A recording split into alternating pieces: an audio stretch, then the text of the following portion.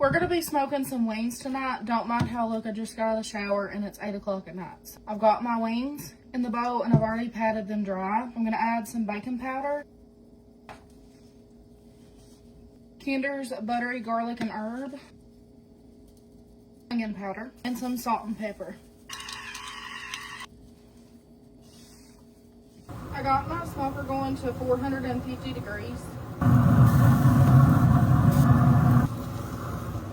Don't mind that, that's the cats. They've been smoking about 15 minutes, so now I'm gonna flip them. Just look at how good these look. We're doing Kinder's fries again. This is their original. I'm gonna coat them in Buffalo Wild Wings medium buffalo. Okay, now I'm gonna shake them up. All right, y'all, and this is supper.